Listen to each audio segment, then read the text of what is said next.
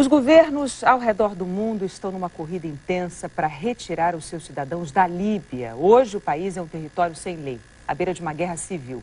O correspondente Ari Peixoto conversou agora há pouco com o primeiro secretário da Embaixada Brasileira, que fica na capital, Trípoli. Ari Peixoto, como é que está a situação dos brasileiros por lá? São muitos brasileiros, né? Uns 600. Eles podem ser retirados ainda hoje? Bom dia, Renata. Bom dia a todos.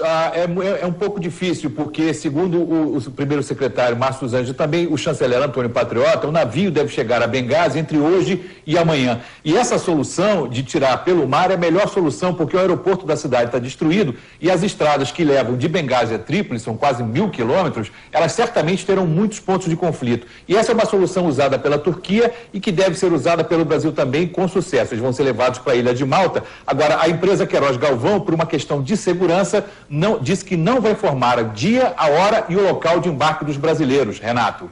E ontem, Ari, o ditador Gaddafi apareceu na televisão, fez um discurso cheio de ameaças, disse que só sai morto da Líbia. Qual foi a reação aí no Oriente Médio? O que dizem os analistas? Renato, eu conversei com um analista agora de manhã aqui em Jerusalém e ele disse o seguinte, que aparentemente o conflito na Líbia chegou a um ponto de não retorno, pelo menos para a oposição. Se a oposição recua, se os oposicionistas saem das ruas e voltam a uma situação normal, todos aqueles massacres e banhos de sangue que a gente tem ouvido relatos, ainda que sem confirmação, eles não seriam nada diante de uma possível e furiosa reação de Gaddafi contra essas pessoas. E eles me dizem também que esse aparentemente vai ser um conflito longo, porque os dois lados estão muito determinados a tomar conta do país. E tem uma coisa que é impressionante que eu acabei de dizer agora, as distâncias no país são muito grandes. Benghazi a Trípoli são 1000 quilômetros. É um país grande que vai ser complicado. E tem mais, como a gente sabe, o leste está sendo controlado pelos opositores. E Gaddafi controla Trípoli. Então, essa distância, essa diferença é que pode ser fundamental para manter esse conflito durante ainda um bom tempo. Ari, mas existe uma oposição maior, organizada, capaz de tomar o poder? Renato, a oposição na Líbia é muito fragmentada, e a gente não está falando só de partidos políticos, a gente está falando de tribos. E exatamente as tribos, por exemplo, que o Gaddafi acusa de estarem traindo no leste do país. São tribos que ele diz que são os islamistas que querem fazer da Líbia um novo ponto, uma nova base da Al-Qaeda. Então, por enquanto, não há um rosto, não há um partido, não há uma organização que possa assumir caso o Gaddafi caia. Ari, há rumores de que Gaddafi estaria sabotando oleodutos. Você confirma essa informação?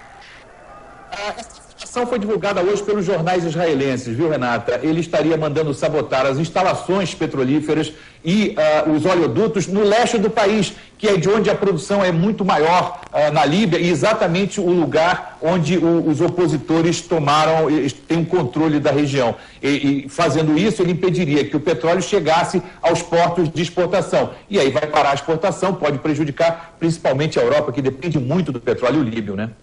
Obrigado, Ari Peixoto, ao vivo do Oriente Médio. O Conselho de Segurança das Nações Unidas condenou o uso de força para reprimir o que chamou de protestos pacíficos na Líbia e determinou que o governo do ditador Gaddafi respeite os direitos humanos.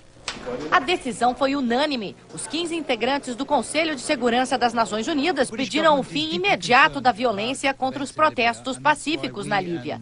A reunião, convocada às pressas, foi um pedido da missão da Líbia na ONU. Segundo a embaixadora do Brasil nas Nações Unidas, Maria Luísa Viotti, que ocupa a presidência rotativa do órgão este mês, o Conselho também está preocupado com a saída dos estrangeiros que moram no país. O Brasil tem também uma embaixada na Líbia, nós temos empresas brasileiras que estão presentes, contribuindo para o desenvolvimento da Líbia, assim como outros países que também estão presentes. E as Nações Unidas têm escritórios de fundos, agências e programas residentes no país. O ex-embaixador adjunto da Líbia na ONU disse que o governo de Gaddafi está provocando um genocídio no país e que os ataques à população têm a ajuda de mercenários contratados em vários países da África. Por causa do agravamento da violência no país, o embaixador da Líbia nos Estados Unidos pediu demissão e disse que gostaria de ver uma atuação mais firme da Casa Branca contra Gaddafi. Nesta terça-feira, segunda-feira, a secretária de Estado americana Hillary Clinton disse que condena o derramamento de sangue na Líbia, mas foi evasiva ao falar sobre as medidas que os Estados Unidos poderiam tomar. Nós acreditamos que o governo da Líbia tem grande responsabilidade no que está ocorrendo e deve adotar medidas para acabar com a violência, disse ela, sem especificar também o que poderia ser feito. Miriam Leitão, e telegramas divulgados pelo site Wikileaks revelam uma briga feia entre os filhos do Gaddafi. Uma das razões do enfraquecimento do Gaddafi é exatamente essa briga entre os irmãos, porque eles brigam pela herança, para ser o herdeiro do Gaddafi, né? O mais velho, Saif al-Islam, foi aquele que apareceu na televisão dando aquela entrevista. Ele era considerado o mais moderado, mais ocidentalizado. Aquele e ele apareceu cheio de ameaças. Cheio de ameaças, ameaçando guerra civil. Por que ele radicalizou? Porque o outro irmão é o Conselheiro Nacional de Segurança. E junto com o terceiro irmão, que é um irmão que controla as forças policiais, eles estão com a parte mais radical do regime. Então, essa briga entre os irmãos, são 7 filhos, né? E essa briga entre os irmãos enfraquece ainda mais o coronel Muammar Gaddafi. E o Egito, Miriam, depois da queda de Mubarak, como está?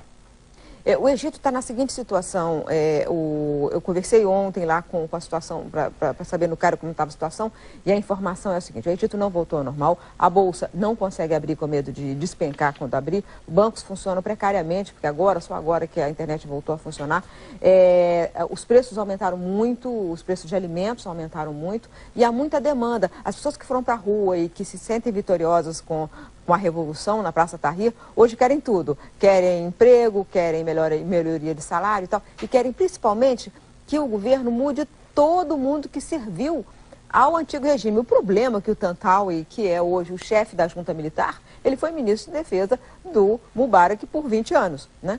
Uma outra coisa que aconteceu no Egito importante foi que, pela primeira vez em 32 anos, o Egito deixou navios de guerra do Irã passarem pelo Canal de Suez para irem para a Síria fazer manobras militares. E isso deixou Israel preocupadíssimo e disse que é um ato de provocação, e os Estados Unidos também muito preocupados. Então, essas mudanças todas estão acontecendo. E a Arábia Saudita? Antes de falar de Arábia Saudita, deixa eu só falar uma coisa sobre a Líbia. O que os analistas internacionais que eu estou lendo, acompanhando, vendo e conversando, estão dizendo é que Gaddafi está no final, quer dizer, a era Gaddafi está chegando ao final. Então, a queda do Gaddafi é inevitável? Em algum momento vai acontecer, quer dizer, ele está ficando cada vez mais fraco, já não controla o país, como disse o Ari Peixoto, quer dizer, ele não controla exatamente a parte mais rica do país.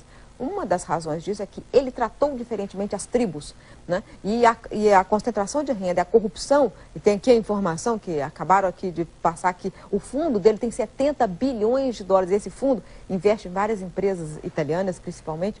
Então, tudo isso é um complicador muito grande. Agora, a Arábia Saudita, você perguntou bem, porque a Arábia Saudita é o grande peão dessa discussão. Só estão caindo repúblicas, as monarquias estão se perguntando, e nós? Bahrein é uma república, é uma monarquia. E é uma monarquia pequenininha, mas que tem uma base naval americana e é muito perto da Arábia Saudita. A Arábia Saudita, então? A Arábia Saudita, ontem, o rei voltou depois de 3 meses de licença de estar fora do país tratando de saúde. Ele tem 87 anos. O príncipe herdeiro tem 83 anos. Jovens, bem educados, já com conhecimento tecnológico, estão se formando, pedindo reformas. Primeiro item da reforma, veja que país primitivo é a Arábia Saudita. É o direito da mulher votar e ser votada. Isso é o primeiro item do pedido de reformas, Renato. O Itamaraty divulgou uma nota afirmando que o Brasil foi o primeiro país a retirar da Líbia todos os seus cidadãos que quiseram abandonar o território em conflito. As operações de resgate continuam confusas no aeroporto de Trípoli. 600 britânicos hoje tentavam embarcar para a Inglaterra. O primeiro-ministro britânico, David Cameron, congelou o tesouro de Gaddafi em terras inglesas e pressionou os países europeus para que estabeleçam sanções contra a Líbia. A Alemanha, a França e a Itália são favoráveis. O primeiro-ministro italiano, Silvio Berlusconi, reconheceu que Gaddafi perdeu o controle da nação líbia. Uma voz discordante foi ouvida no Mediterrâneo. O primeiro-ministro da Turquia criticou as sanções contra a Líbia. Segundo Tayyip Erdogan, as medidas farão sofrer o povo inocente daquele país. O premier turco acusou as potências ocidentais de raciocinar pensando nos barris de petróleo. Em Benghazi, o centro da revolta popular, que já dura 22 dias, uma multidão foi às ruas pedir que as Nações Unidas criem uma zona de exclusão aérea sobre o país, para impedir que o governo bombardeie os opositores.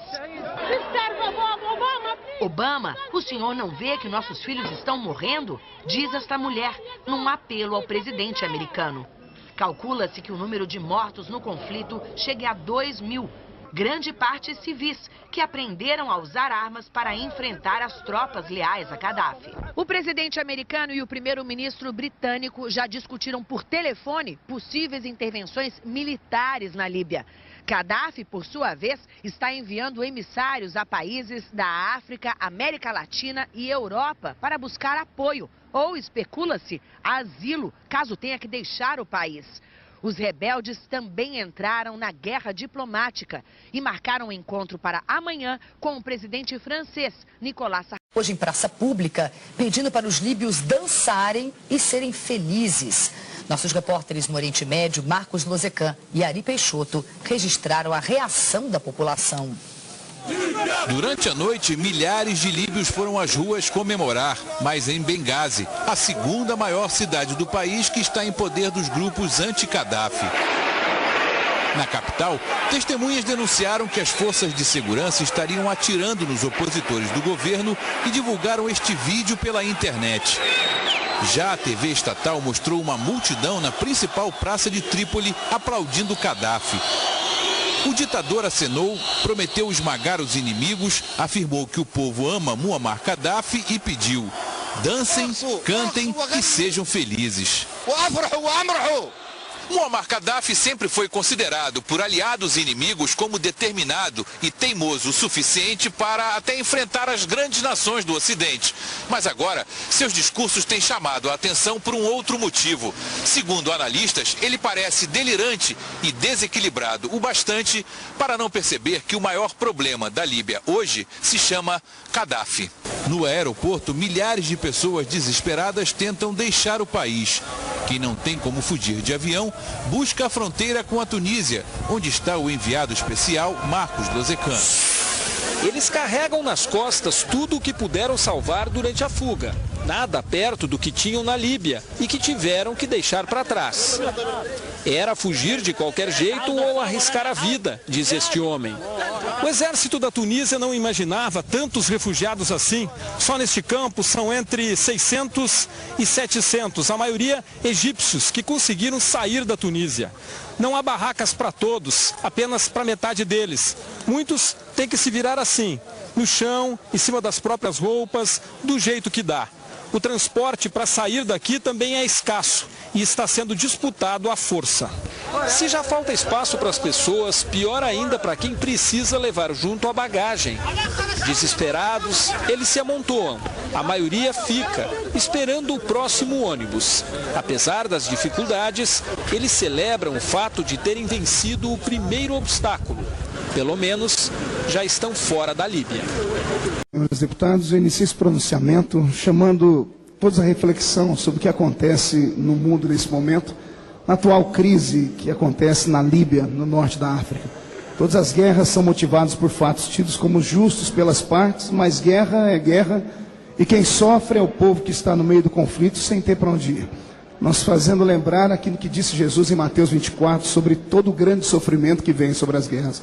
Convido todos os presentes e também os espectadores que nos assistem nesse momento para que enviemos a nossa oração para que cessem imediatamente as hostilidades e que não se perca mais nenhuma vida. Muito obrigado, senhor presidente.